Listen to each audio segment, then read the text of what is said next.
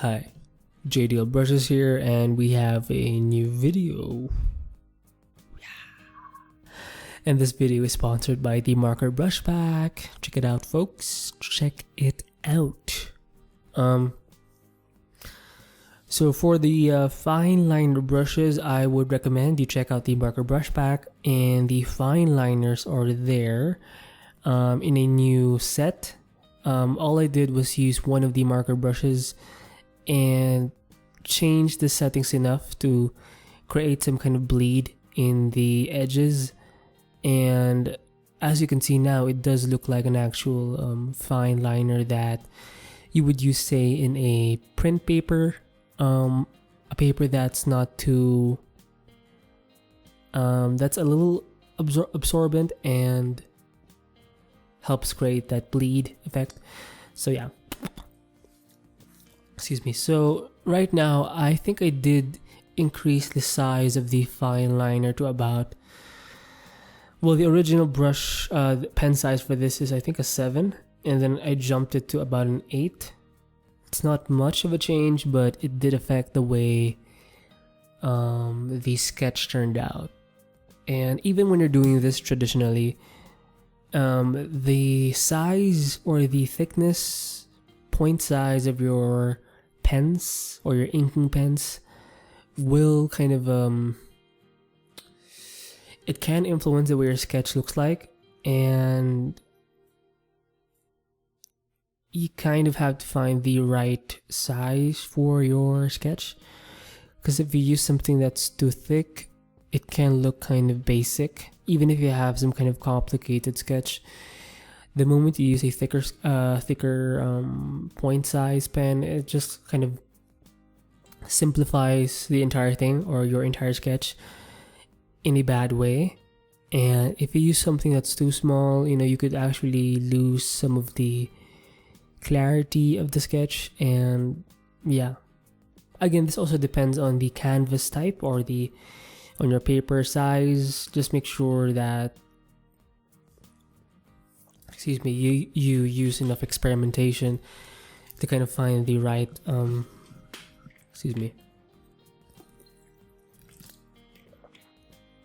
oh god the kind of right pen size for your thing. And I think right now, or when I was sketching this, I was experimenting with the size of with all different kinds of settings, and yeah. And I think it's definitely important to do a lot of experimentations, because it's really the only way you can get some kind of feedback, and you can plan a lot of things in your head, but unless you get that actual feedback, you're kind of just wasting time. And by making these kinds of mistakes, I think you're actually saving more time, in that you actually know what the mistakes are, and you just kind of avoid them, or at least try to do your best in avoiding them. So for now, what I've figured out, at least for my setting, for my kind of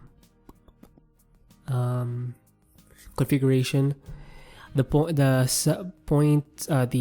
7-point fine liner brush size is good enough for a sketch in this configuration, where I'm sketching within a 1x1 box in a canvas size or in an image size that's for 320p or P or X?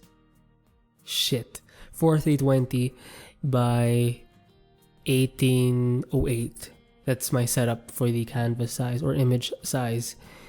And the 7 fine liner brush size is kind of good enough.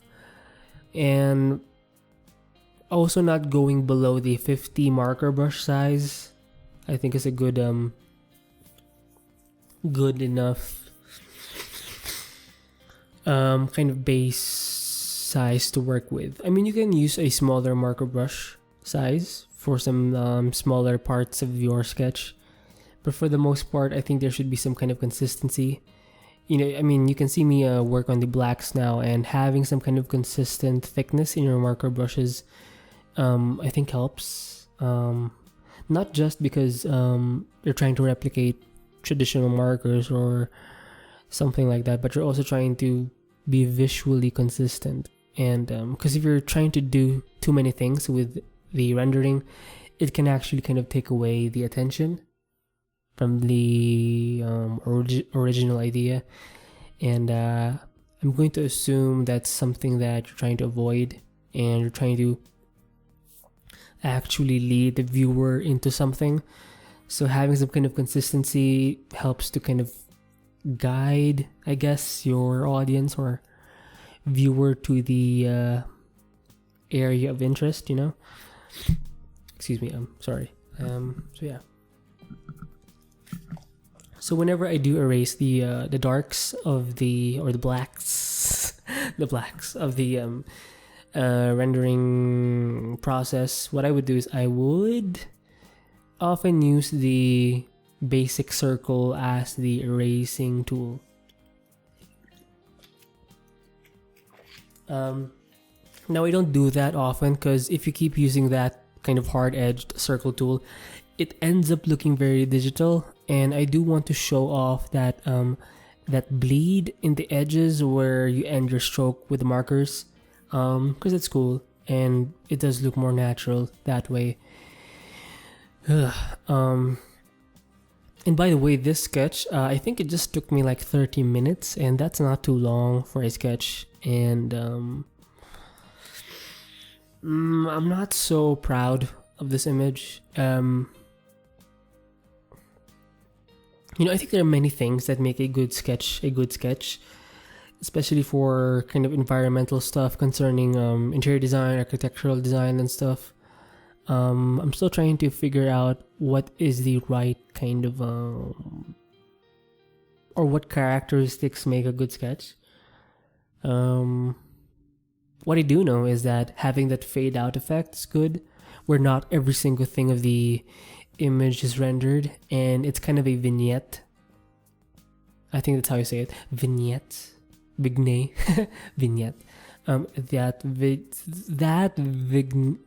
Vignette effect is kind of a common thing in sketches and stuff.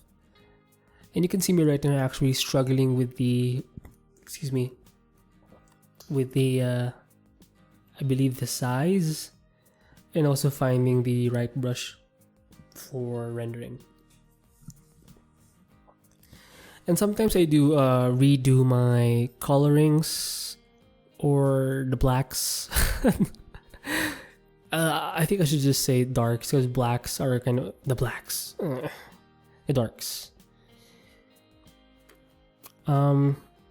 And for the darks, I actually used another marker brush that's not too opaque, and you can actually see it in this sketch where it's kind of grayed, and it's almost a dry brush, dry marker. And I think it does have its place, but I'm not sure if it's working for this sketch. Yeah, and I think perhaps scale has something to do with what makes a good kind of a sketch. Maybe I should have had, say, a vase that's closer to the foreground, and I think I need some kind of furniture to kind of establish the size, or the something to compare those chairs in the middle with. I think that's something that can help with scale, and having something, perhaps each part should have something to compare itself with. I don't know. I'm still figuring it out. So yeah.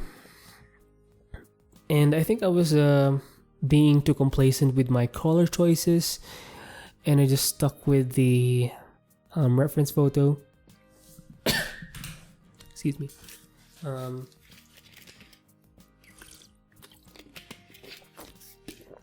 No, it's not bad. But again, my goal here. Wait, what's my goal? my goal here was to kind of test out the right configuration for making good sketches, and finding the right brush size for both the lines and the actual marker strokes. So yes. So far I've figured out that I'm using too thick of a pen in this case, and maybe it's because I'm using a too thick of a pen on something that's kind of small, or at least I'm not zoomed in, so it's just not gonna make as much impact, and it's kind of not, it doesn't fit, the pen size doesn't fit the scale of the environment, so maybe that's something to consider. Yeah. But so far in my past 5 sketches where I am using this kind of technique that's more marker like, I think I do have kind of 2 set ways of, well, not ways, but types of settings where the sketches actually do look kind of cool. Although only one of 2 is tested so far, or replicated, where I can actually replicate the or where I have replicated the kind of setting and stuff. And after the color phase, what I would do is I would add the whites, kind of it's kind of similar to how you would use maybe white gouache paint for your highlights, or maybe a kind of a pen erase kind of white ink to kind of add those extra bits of and not all of them are highlights. Some of them are just for aesthetic purposes.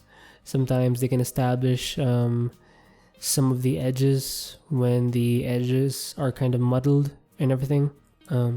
It can help in that way.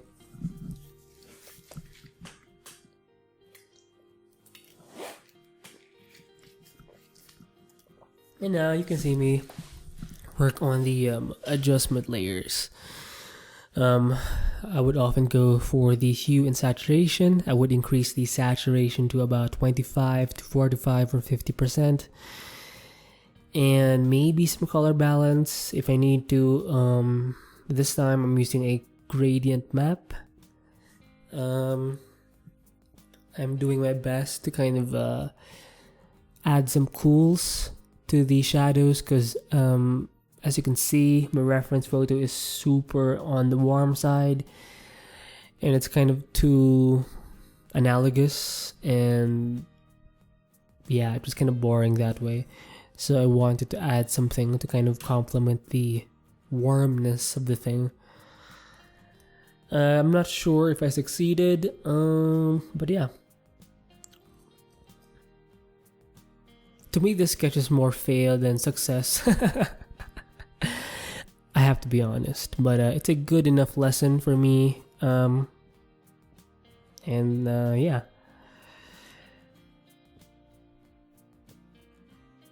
Okay. Self-reflection. Make sure that your pen size is fits the scale of what you're drawing. That's it. I think that's the lesson that I can share and that I can apply in my next batch of renderings. So now you can see me use the color dodge along with the sponge tool, and of course the burn tool for the darks. And that's kind of my finisher move for my renderings, and it adds that extra bit of oomph. And, you know, it's kind of the money shot of this whole thing. Yeah. Yes.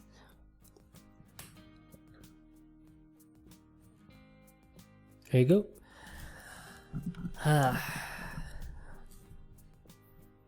Yes, that's it.